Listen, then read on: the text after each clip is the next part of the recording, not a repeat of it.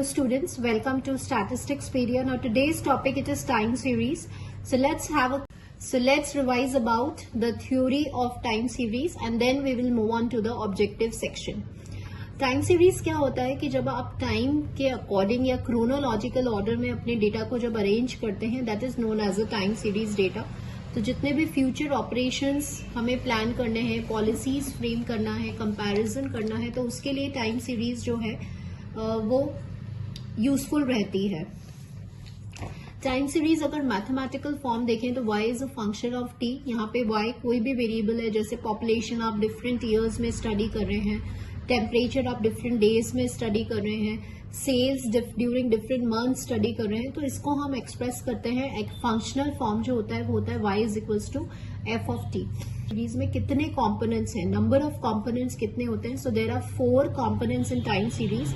और वो कौन से होते हैं? Secular trend, seasonal, cyclical and irregular movements.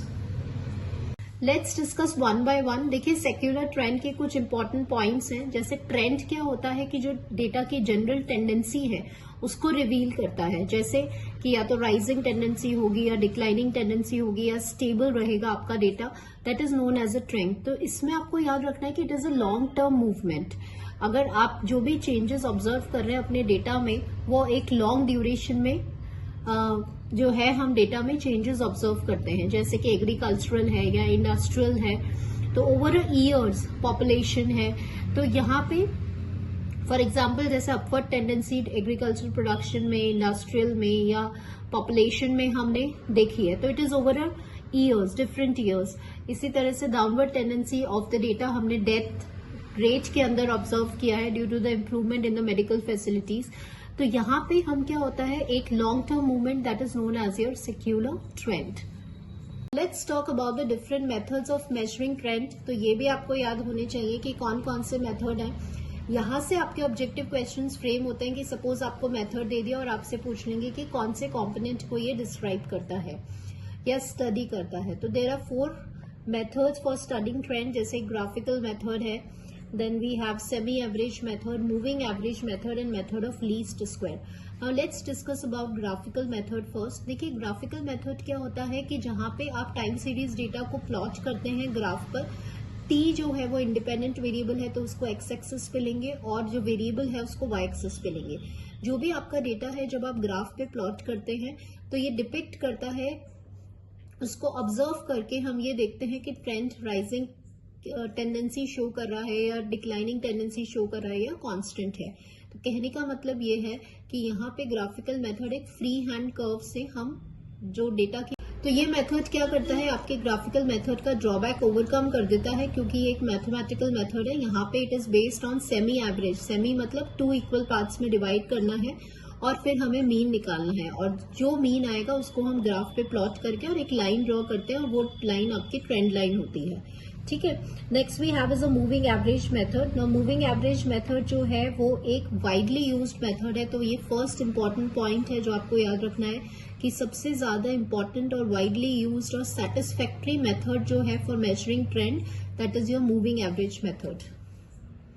अब यहाँ से आप बिल्कुल ध्यान से अपने पॉइंट्स जो है वो नोट डाउन करेंगे कि मूविंग एवरेज मेथड एक तो कैलकुलेशन पार्ट आता है. इसमें क्या होता है स्टूडेंट्स की ये एक बेटर मेथड है as compare to semi average method, क्योंकि ये शॉर्ट टर्म वेरिएशंस को एलिमिनेट कर देता है या रिमूव कर देता है. तो कई बार ऑब्जेक्टिव क्वेश्चन बनता है कि मूविंग एवरेज मेथड कौन से जो फ्लक्चुएशंस है या वेरिएशंस को रिमूव करता है, that is short term variations. ठीक है. तो ये एक अच्छा मेजर है और वाइडली यूज मेजर है, सेटिस्फैक्ट्री मेथड है ये. प्लस आपको क्या होता है, मूविंग एवरेज में डिसाइड करना होता है कि 3 ईयरली है, 4 ईयरली है या 5 ईयरली है. ये मैं आपको आगे ऑब्जेक्टिव सेक्शन में कैलकुलेट करना बताऊंगी कि मूविंग एवरेजेस कैसे कैलकुलेट करते हैं. तो इसका न्यूमेरिकल क्वेश्चन भी आता है कि आपको डेटा दे दिया और आपसे बोल दिया 3 yearly, 5 yearly, 4 yearly moving average निकालें. तो वो मेथड आप ऑलरेडी अपने ग्रेजुएशन लेवल में कर चुके हैं मूविंग एवरेज का. हियर आई एम इम्पोर्टेंट, हम लोग एम्फोसाइज कर रहे हैं इंपॉर्टेंट पॉइंट्स पर. तो मूविंग एवरेज का सबसे इम्पॉर्टेंट या एडवांटेज क्या होता है कि ये शॉर्ट टर्म वेरिएशंस को कंप्लीटली एलिमिनेट कर देता है. और सेकंड मेथड क्या है कि अगर आपको कोई सीरीज में न्यू डेटा को ऐड करना है तो ये इजीली न्यू डेटा ऐड कर लेता है आपके जो कैलकुलेशंस है वो इफेक्ट नहीं होते। तो ऑब्जेक्टिव क्वेश्चन आता है कि बताओ एक ऐसा कौन सा मेथड है कि इवन इफ आप अगर गिवन डेटा में कुछ न्यू डेटा ऐड करते हैं तो जिसके कैलकुलेशंस इफेक्ट नहीं होते हैं, तो ऐसा मेथड है मूविंग एवरेज मेथड। लेकिन स्टूडेंट्स इसके जो ड्रॉबैक है वो क्या है, there is a loss of data, क्योंकि आपको पता है जब आप मूविंग एवरेज कैलकुलेट करते हैं तो स्टार्टिंग ईयर और लास्ट ईयर का डेटा आपके पास अवेलेबल नहीं होता, तो there is a loss of data. Plus आपको एक्सटेंड डिसाइड करना होता है। एक्सटेंड मतलब कि आप कौन से ईयरली, 3 ईयरली, 5 ईयरली, 4 ईयरली, कौन से मूविंग एवरेज को आप कैलकुलेट करते हैं, बिकॉज ये इंटायरली इन्वेस्टिगेटर पे डिपेंड करता है, तो वहीं पे पर्सनल बायस जो है वो इन्वॉल्व हो जाता है। तो ये जो 2 डीमेरिट्स हैं, इस पे भी आपके ऑब्जेक्टिव क्वेश्चंस फ्रेम होते हैं कि कोई ऐसा मेथड जहां पे लॉस ऑफ डेटा है, उस मेथड का नाम है moving average method. Next we move on to the method of least squares, जो है वो लास्ट मेथड है, और यहाँ पे हम ट्रेंड लाइन को फिट करते हैं। लीस्ट स्क्वायर्स मेथड जो है वो आपकी जो एरर है, सम ऑफ स्क्वायर्स ऑफ एरर्स को जो है वो मिनिमाइज करता है, और यहाँ पे जो इक्वेशंस हमें आती है मिनिमाइज करने के बाद उन्हें नॉर्मल इक्वेशंस कहते हैं। ये वही कॉन्सेप्ट है जो आपने रिग्रेशन में पढ़ा है, प्रिंसिपल ऑफ लीस्ट स्क्वायर्स वाला। तो यहाँ पे जो कर्व हम डिसाइड करते हैं कि कौन से कर्व को हमें फिट करना है, एक तो आपको ये पता होना चाहिए टाइप ऑफ कर्व, जैसे स्ट्रेट लाइन है, parabola, exponential curve, Gompertz curve, plus यहाँ पे टाइप ऑफ कर्व आपको कौन सा फिट करना है गिवन डेटा में, कौन से कर्व को हमें यूज करना है, कब हमें स्ट्रेट लाइन यूज करना है और कब हमें सेकेंड डिग्री पैराबोला को यूज करना है, that is decided on the basis of fundamental theorem of difference calculus. ठीक है, ये आपको याद रखना है। तो इसमें मेरिट्स क्या है स्टूडेंट्स की, ये जो मेथड जो है वो मैथमेटिकली साउंड है, मतलब एक रिजल्ट जो है वो प्रोवाइड करता है। और इसका डीमेरिट ये है कि यहाँ पे हमें टाइप ऑफ द कर्व को डिसाइड करना होता है, एंड सेकेंडली यहाँ पर क्या होता है कि अगर आपको वैल्यूज अगर ऐड करनी है इस मेथड में तो आपको वापस से रिकैलकुलेट करना होता है। ठीक है, तो ये इसका एक सबसे बड़ा डीमेरिट है। Now second component of the time series आपका सीजनल वेरिएशन है। देखिए सीजनल वेरिएशन जो होते हैं वो शॉर्ट टर्म वेरिएशंस होते हैं, और दूसरी बात आपको जो इम्पोर्टेंट पॉइंट जो यहाँ पर है कि ये अकर करते हैं विद इन अ ईयर, ये एनुअल वैल्यूज में या एक साल विद इन अ ईयर जो है सीजनल वेरिएशंस रिपीट होते हैं, जैसे कि ड्यूरिंग अ रेनी सीजन या during summers, during winters.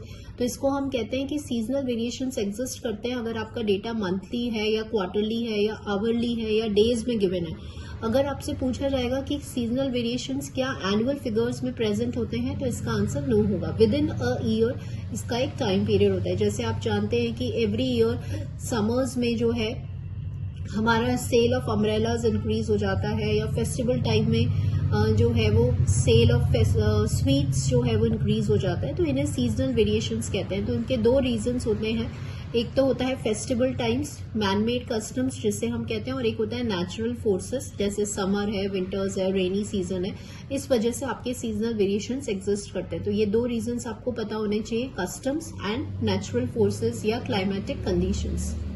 So what are the methods for studying seasonal variations? पहले आपको मेथड्स लर्न होने चाहिए, जैसे कि फर्स्ट मेथड है we have a simple average method, ratio to trend, ratio to moving average and link relative method.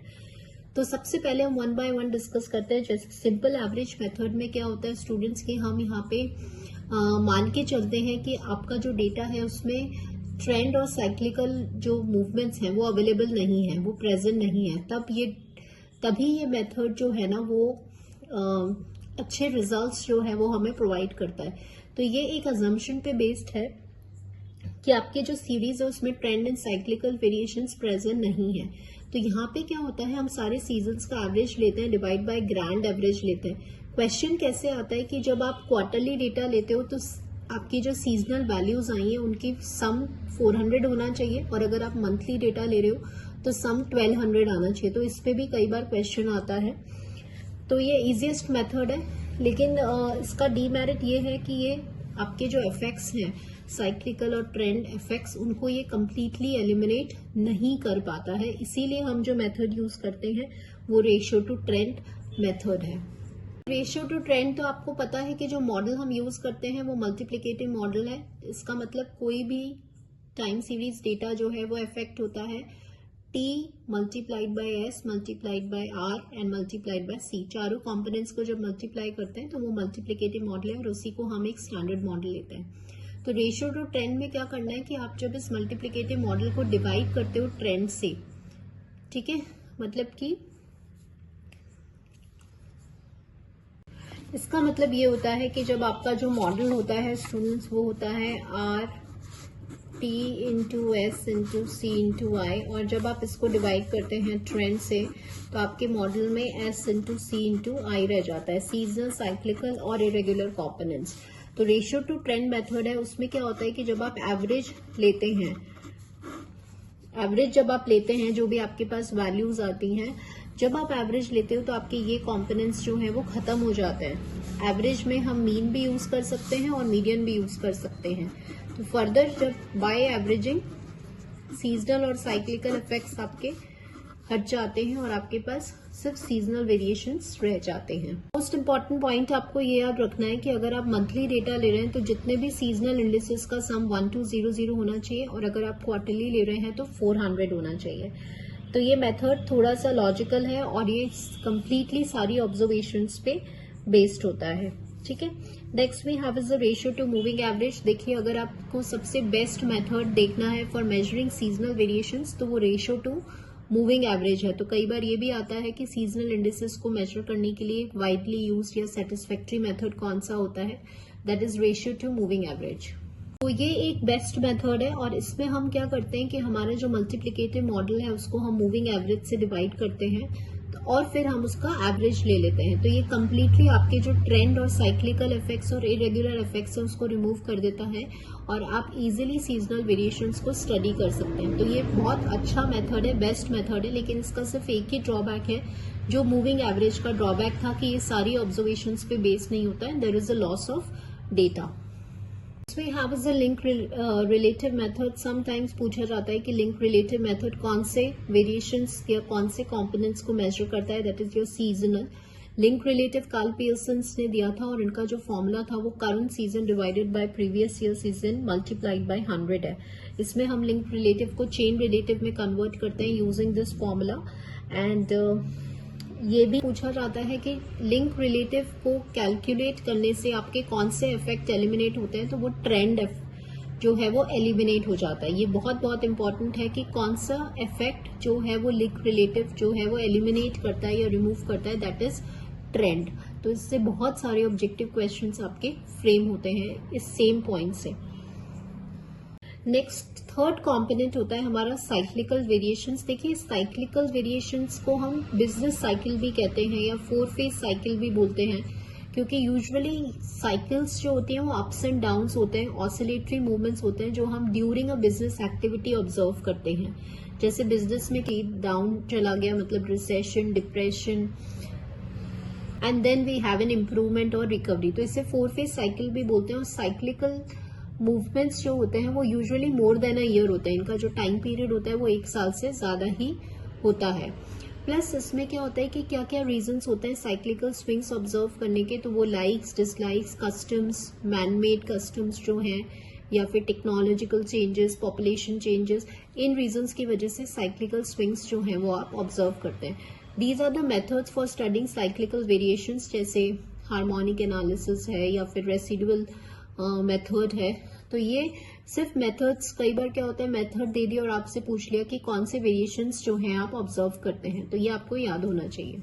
Next we have the fourth component, जिसे हम random variations, erratic variations या irregular variations कहते हैं। देखिए, ये ऐसे variations होते हैं जो सडन वेरिएशंस हैं, जो अचानक एग्जिस्ट करते हैं या हैपन होते हैं। ये अनप्रेडिक्टेबल वेरिएशंस हैं, कई बार इन नेम से भी पूछा जाता है कि अनप्रेडिक्टेबल कौन से वेरिएशंस होते हैं, तो दीज आर रैंडम वेरिएशंस या इरेगुलर वेरिएशंस। इन्हें इरेटिक वेरिएशंस भी कहते हैं। ये हमारे कंट्रोल में नहीं होते, ये सडनली अकर करते हैं, जैसे फ्लड्स की वजह से या अर्थक्वेक्स हो गया, वोल्केनोज हो गए, स्ट्राइक्स हो गए, फायर्स हो गए, इन सब रीजंस की वजह से। जैसे अभी कोरोना आया था तो ये सडन था, तो ये एक इरेगुलर वेरिएशन था जिससे जो हम नहीं जानते थे और ये हमारे कंट्रोल में नहीं था, तो ड्यू टू सम डिजीज, तो इन्हें रैंडम वेरिएशंस कहा जाता है। ठीक है, so these are the 4 component students. हमने इनके मेथड्स भी डिस्कस करे, क्विकली कुछ इंपॉर्टेंट पॉइंट्स भी डिस्कस करे।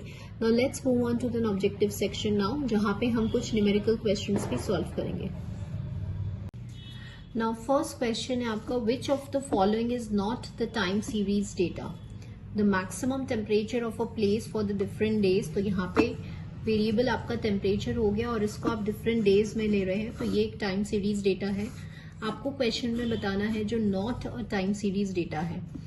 Production over the coal last 20 days, price of a different food items in the market today, amount of rainfall in the month. तो यहाँ आप तीनों में ऑब्जर्व कर रहे हैं कि आपको स्पेसिफिक टाइम दिया हुआ है, जैसे 20 डेज, बट यहाँ पे price of different food items में आपको कोई प्राइस कब आपने कैलकुलेट करा, मतलब मंथली, ईयरली, आवरली, कब कैलकुलेट किया, तो टाइम पीरियड कहीं भी मेंशन नहीं है, तो ये एक टाइम सीरीज डेटा नहीं होगा।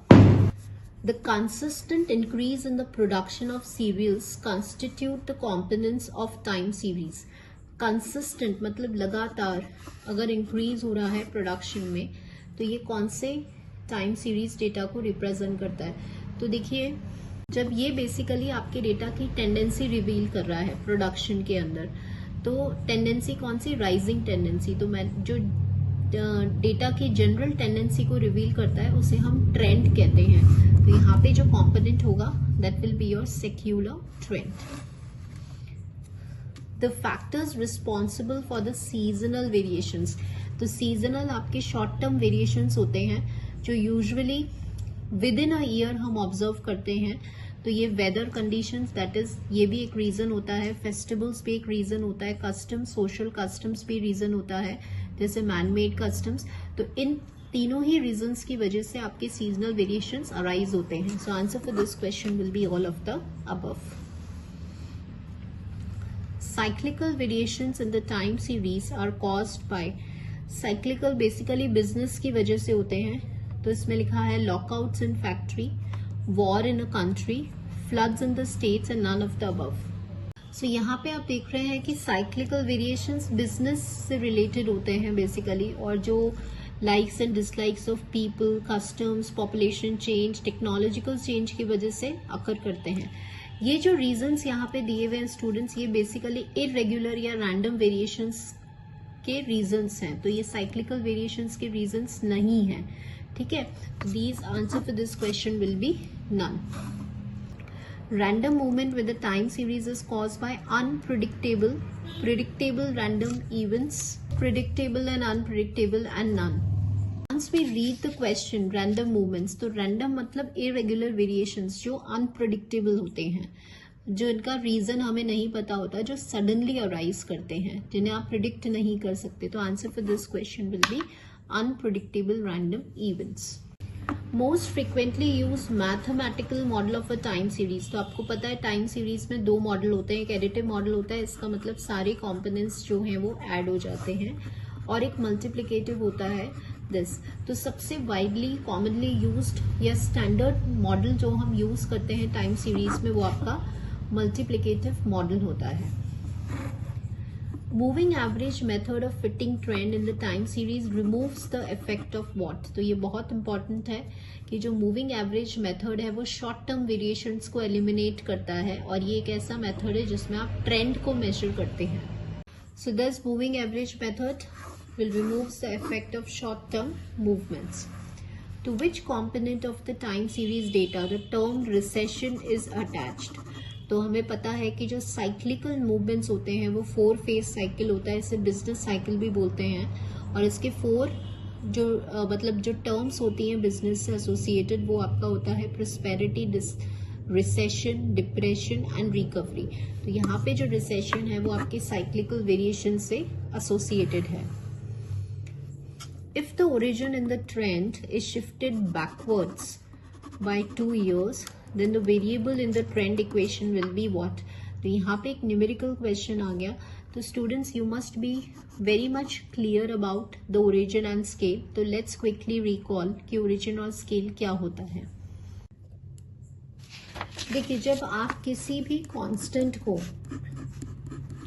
ऐड कर रहे हैं या किसी भी कांस्टेंट को आप सब्ट्रैक्ट कर रहे हैं, तो उसे हम ओरिजिन कहते हैं, और आप किसी भी कांस्टेंट को मल्टीप्लाई या डिवाइड कर रहे हैं तो that is known as a scale, ठीक है। तो क्वेश्चन बहुत ही सिंपल है। यहाँ पे बोला है ओरिजिन। ओरिजिन मतलब कि या तो ऐड होगा या सब्ट्रैक्ट होगा। तो इस ट्रेंड लाइन में इस ओरिजिन को हमने शिफ्ट कर दिया बैकवर्ड्स बाय 2 ईयर्स। बैकवर्ड्स मतलब पीछे, मतलब आप क्या कर रहे हैं यहाँ पे, लेस कर रहे हैं। तो यहाँ से बोल रहे हैं कि जो x है इस इक्वेशन में, जो x है उसको किससे रिप्लेस किया जाएगा, x plus 2x minus 2x से, या सॉरी 2x से।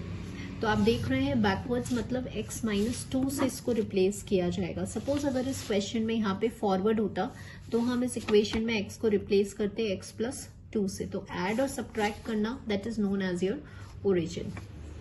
The equation y equals to a b to the power x represents which type of curve? तो ये हमें क्विकली याद होना चाहिए। इसमें आपको second degree parabola, straight line, exponential curves, ये सब इक्वेशंस आपको याद होनी चाहिए। तो ये जो इक्वेशन है वो किसको रिप्रेजेंट कर रहा है, आपके एक्सपोनेंशियल कर्व को। The best method for finding out the seasonal variation is, तो सीजनल वेरिएशंस में we have the simple average method, ratio to trend, ratio to moving average and link relative method. तो I told you students की सबसे widely used और सबसे जो best method होता है वो आपका ratio to moving average method होता है। ठीक है, मूविंग एवरेज मेथड सफर्स मतलब यहाँ पे आपसे ड्रॉबैक पूछा जा रहा है, लॉस ऑफ इंफॉर्मेशन। तो ये बिल्कुल सही है। एलिमेंट ऑफ सब्जेक्टिविटी, ये भी बिल्कुल सही है, क्योंकि यहाँ पे हमें ये डिसाइड करना होता है कि 3 ईयरली लेना है, 4 ईयरली लेना है। तो ये कम्प्लीटली इन्वेस्टिगेटर डिसाइड करता है। Decision about the number of years, कितने साल का लेना है, मतलब यहाँ पे एक्सटेंट की बात हो रही है, it is known as an extent. तो ये सारे ही इसके ड्रॉबैक्स हैं। So answer will be all of the above. If the trend line with 1975 as origin is this, then the trend line with 1971 as origin be what? तो ये एक numerical question है, तो आई विल एक्सप्लेन यू कैसे हमें इसको solve करना है। सी, आपको क्वेश्चन क्या दिया हुआ है कि जब 1975 को ओरिजिन लिया गया, मतलब x लिया गया, तो ये वाला ट्रेंड इक्वेशन था। अगर 1971 को अगर हम ओरिजिन लेते तो ट्रेंड इक्वेशन या ट्रेंड लाइन आपकी क्या होगी। तो यहाँ आप देख रहे हैं कि 1975 से आप 4 साल पीछे जा रहे हैं। ठीक है, तो यहाँ पे हमारा x किससे रिप्लेस होगा, x माइनस 4 से रिप्लेस होगा। तो आपका जहाँ पे भी x है उसको आप रिप्लेस कर दीजिए x माइनस 4 से। So once you will replace it by x minus 4, तो जब आप इसको कैलकुलेट करेंगे तो ये आपका आ जाएगा x minus, this will be comes out to be 6.72। इसको और इसको जब नॉर्मली सॉल्व करेंगे तो ये आएगा 1.68 एंड प्लस 13.88। तो आंसर देखिए, this will be your answer. ठीक है, तो अब आप देखिएगा स्टूडेंट्स, मैं आपको यहाँ पे अलग फॉर्म भी बताऊंगी कि सपोज अगर आपको क्वेश्चन में यहाँ पे 1971 की जगह लेट्स से आपसे बोला जाए कि ट्रेंड इक्वेशन फॉर 1979 के लिए आपको कैलकुलेट करना है। तो आप देख रहे हैं आपने 1975 लिया था और x आपने ओरिजिन लिया है। तो अब आपको कितने साल का डिफरेंस हो गया, 4 का। तो इस तरह से हम ट्रेंड इक्वेशन लगाते हैं, क्योंकि यहाँ पे 4 साल आपको ऐड करना है, शिफ्ट ऑफ ओरिजिन है। इस गिवन इक्वेशन में x की जगह आप जब x प्लस 4 रखेंगे तो आपको 1979 की ट्रेंड लाइन मिल जाएगी। तो this is how we solve the question. Next है for time series 3 yearly moving average is this. देखिए क्या है, अब आपको गिवन डेटा है और आपको 3 ईयरली मूविंग एवरेज को कैलकुलेट करना है। क्वेश्चन में 5 ईयरली मूविंग एवरेज भी आ सकता है। तो देखिए इसको हम कैसे कैलकुलेट करते हैं। First we will write the data 15 4 and we have 18, then 33, then 42, then 36 and 45। ये आपको डेटा गिवन है और आपको 3 ईयरली निकालना है। 3 ईयरली मतलब होता है 3-3 साल का आप एवरेज लेते जाइए और इसको मिडिल में रखिए। 3 साल, जैसे 3 ऑब्जर्वेशन है तो इसकी मिडिल ऑब्जर्वेशन ये है। तो जब आप इसका सम करेंगे तो ये आपका आ जाएगा 57। फिर पहले वाले को छोड़ दीजिए, फिर 3 वैल्यूज लीजिए और इसके बीच में रखिए। तो जब आप इसको ऐड करेंगे तो ये आएगा 75। फिर इसको छोड़िए, इसको छोड़िए और इन 3 का लीजिए। तो यहाँ पे हो गया 18, 33 और 42 का सम एंड ये आपके पास आ जाएगा 93। फिर यहाँ पर 18 को छोड़िए,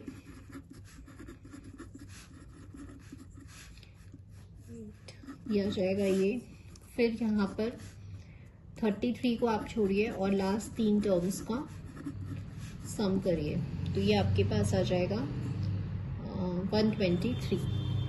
ठीक है, 5 ईयरली होता है तो 5 ईयर्स का हम डेटा लेते हैं। ठीक है, तो मूविंग एवरेज में एक ड्रॉबैक होता है स्टूडेंट्स की, फर्स्ट ईयर और लास्ट ईयर का डेटा आपको नहीं मिल रहा है, इसीलिए इसका ड्रॉबैक होता है, there is a loss of data. ये सारी ऑब्जर्वेशंस पे बेस्ड नहीं होता है।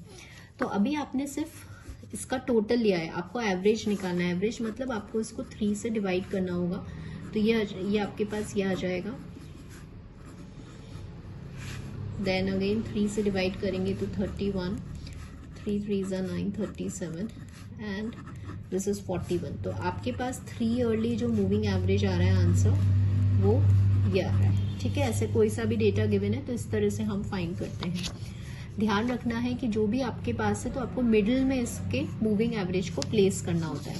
तो आंसर विल बी 19, 25, 31, 37 है अपना। ठीक है, एंड दिस इज 27, तो ये रॉन्ग हो गया। देन 19, 25, 31 ये रॉन्ग हो गया।